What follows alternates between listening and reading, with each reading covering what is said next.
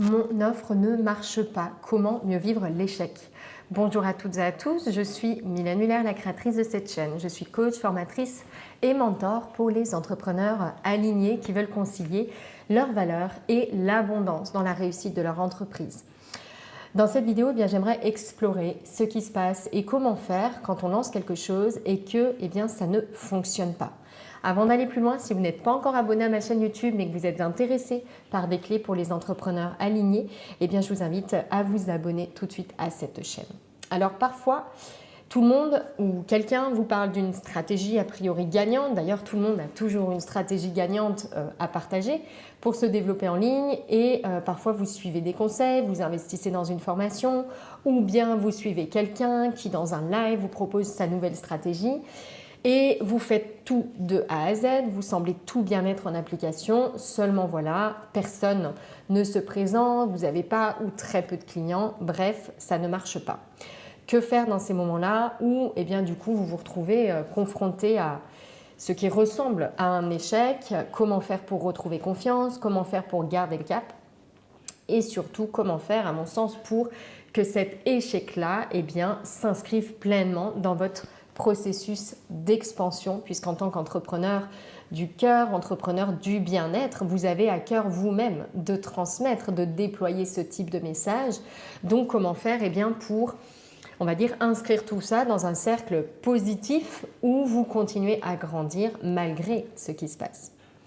Alors une chose qui est importante déjà, c'est de remettre, je crois, au cœur de notre entreprise nos émotions, remettre au cœur de notre entreprise également nos blessures, nos ressources, bref, considérer que nous sommes l'outil numéro 1 de notre entreprise alignée et abondante et que simplement appliquer des stratégies et des outils qu'on aura vus ailleurs, copier des modèles d'autres personnes, ça a peu de chances de marcher pleinement sur soi. L'idée est vraiment de commencer par tourner son regard vers soi avant de chercher à mettre en application les outils, les choses qu'on va découvrir. Donc il y a beaucoup de choses qui remontent quand on est face à un échec. Sentiment de culpabilité, j'arrive pas à bien faire les choses, sentiment d'infériorité, je suis plus nul que telle ou telle personne, syndrome de l'imposteur, de toute façon je ne suis pas légitime pour faire ce que je fais et en plus mon entreprise ne marche pas donc ça va bien confirmer l'idée que je ne suis pas légitime à faire ce que je fais, etc. Il y a beaucoup de blessures, bien sûr les blessures classiques, peur de ne pas être aimé par exemple, de ne pas être reconnu, il peut y avoir une blessure d'injustice aussi, mais je fais tout ce qu'il faut, pourquoi cette personne plutôt que moi? Bref, il y a énormément de choses qui remontent. Alors je vous propose 7 étapes, cette petite clé pour mieux vivre cette période-là qui peut être très désagréable et vous empêcher, vous faire passer à côté d'une belle opportunité. La première chose, ça va être de mettre des mots sur ce qui se passe. Quelle émotion? Qu'est-ce qui est ici? Quels besoins sont derrière cette émotion, se manifestent derrière cette émotion? Pourquoi est-ce que c'est là? Quel est le message qui est à entendre ici, qui est à écouter ici? Mettre des mots sur ce qui se passe. Moi, je le fais souvent par écrit. C'est quelque chose qui vous parle, faites-le par écrit. Mais en tout cas, voilà, verbaliser ce qui se passe, les peurs, les blessures avec le plus de sincérité possible. C'est vraiment quelque chose qui a sa place dans ces moments-là. La deuxième chose, c'est de ressentir l'émotion physiquement. Ne pas se contenter d'une appréhension intellectuelle et mentale de la situation et vraiment tourner son regard vers soi et observer les manifestations physiques de l'émotion ou des émotions qui sont là. Bien souvent, il y a la tristesse, la colère et la peur sous des formes différentes et dans des intensités plus ou moins variables. Donc, se tourner vers soi, qu'est-ce que je ressens là maintenant? Où est-ce que c'est dans mon corps? Vraiment sortir du tout mental et aller écouter vraiment le physique, votre corps qui exprime ces émotions-là. Également, laisser de la place ici pour l'émotion. C'est-à-dire que bien souvent, on est tenté de se dire « Waouh, c'est pas très agréable ce qui se passe là, il faut que je change quelque chose à l'extérieur. Dans mon système, je crée une autre offre, ou je fais ci, ou je fais ça. » Là, l'idée, c'est simplement d'être avec l'émotion. Laisser de la place à la peur, laisser de la place à la colère et leur montrer ainsi qu'elles ont leur place dans notre vie. C'est une des nuances de vie. Donc vraiment faire de la place. Ici, je préparerai en fait une visualisation parce que je pense que c'est utile pour justement venir guider cette partie-là où on laisse de la place à notre émotion. Et notamment cette troisième clé, cette troisième partie qui va être de grandir en accueillant l'émotion. Donc on laisse de la place à l'émotion, on laisse l'émotion être présente, on se tourne vers elle, vers ses signes physiques, on la regarde, on la reconnaît pleinement.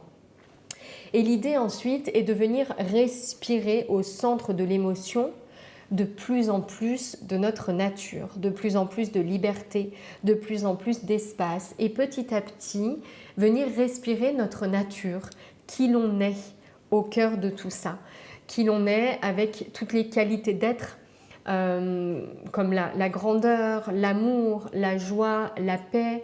Ici, on peut laisser de la place à notre grande vision. Au-delà de réussir ce lancement, au-delà de vendre ce programme, on a une grande vision, il y a quelque chose qui nous motive profondément, contribuer à un monde nouveau. Et donc, on peut vraiment refaire grandir cette idée-là. Ok, au-delà de ça, de ce résultat, 1 personne, 5 personnes, 10 personnes, 0 personne, il y a ce que j'ai envie d'apporter en fait au reste du monde en général. Au-delà de gagner ma vie et vendre, il y a quelque chose de profond qui me guide. Et peut-être que là, je ne vends pas, mais peut-être que j'ai impacté tant de personnes en fait avec les messages que j'ai diffusés. Donc ça ne signifie pas, parce que je ne vends pas, que je ne suis pas tout de même en train d'accomplir mon grand rêve et qu'il n'y a pas des personnes qui sont vraiment en train d'être changées par ce que je propose. Et donc je dirais 4e chose, revenir au centre, revenir à l'essentiel. L'essentiel, c'est cette grande vision. L'essentiel, c'est une chose qu'on a vraiment explorée dans Évidence. Où est-ce que je veux que le monde aille ? Dans quelle direction j'ai envie que le monde aille, que le monde se dirige? Et est-ce que là, maintenant, je fais de mon mieux? Parce qu'en fait, c'est la seule chose qui compte. Au-delà de nos résultats, au-delà des peurs, au-delà du reste, ce qui est vraiment important, ce qui nous motive réellement à faire ce qu'on fait, c'est ça, c'est amener le monde quelque part, là où c'est juste pour nous, là où nos valeurs sont mises en lumière, là où pour nous, il y a un monde meilleur, il y a le monde nouveau, il y a le monde de demain. Donc revenir ici vraiment à cet essentiel-là.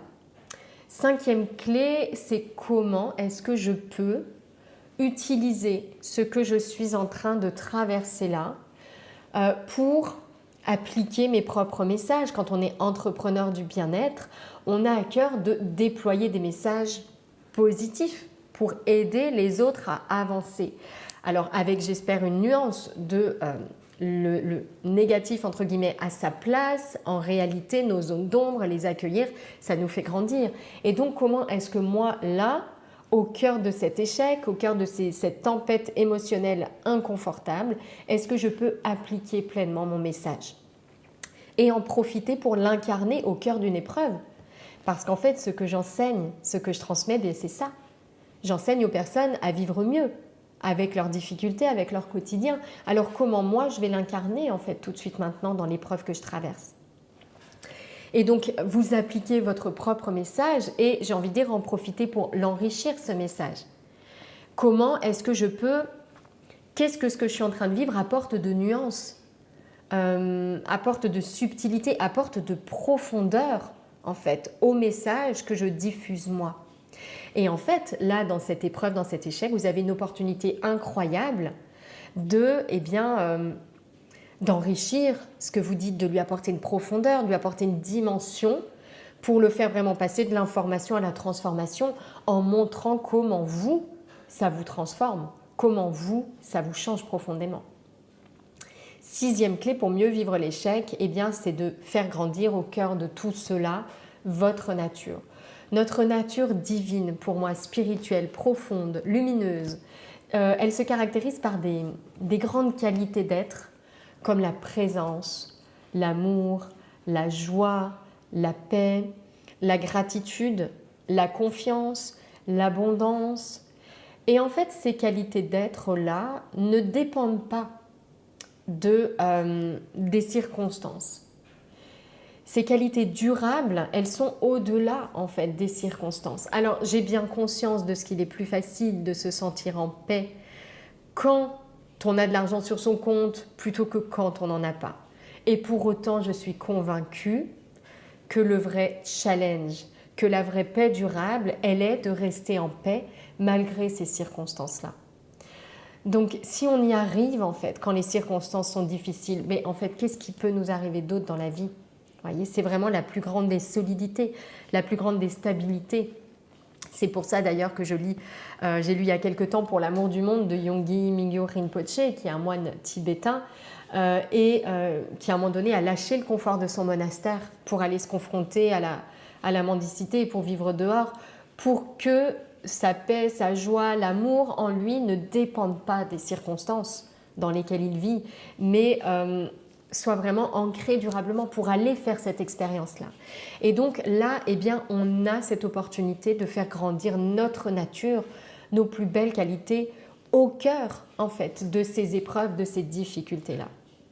Et la 7e piste que je voulais vous partager, eh bien, c'est l'approche que je propose justement pour construire, en fait, pas à pas, non pas venir appliquer le système magique gagnant de quelqu'un d'autre, pilule miracle, mais comment créer pas à pas le système qui vous ressemble pour créer une activité en tout ou en partie en ligne, quelque chose de confortable, quelque chose qui respecte votre rythme, quelque chose qui va dans le sens de vos talents, de votre zone de magie, qui tient compte de vos leçons de vie. Bref, vraiment quelque chose qui vous fait grandir en fait, un système qui vous ressemble et avec lequel vous évoluez.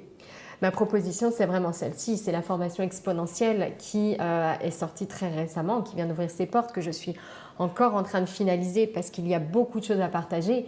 Et comme je le disais, mon message grandit avec mes propres transformations, avec mes propres expériences. Je vais vous mettre un petit lien en dessous de cette vidéo si vous souhaitez en savoir plus et aller plus loin dans ce cheminement en découvrant eh bien, le process d'exponentiel et comment cette 7e clé-là peut vous aider à mieux vivre l'échec, à mieux l'appréhender et à mieux vivre d'ailleurs toutes les étapes de création et de développement de votre entreprise alignées pour expérimenter ce qui est à la fois abondant sur le plan matériel et enrichissement sur le plan de vos valeurs. Merci pour votre attention, d'avoir suivi cette vidéo. Si vous avez un petit commentaire à me laisser, un petit j'aime ou que vous avez envie de la partager, eh bien n'hésitez pas à le faire, ça me fera très très plaisir. Merci beaucoup pour votre confiance.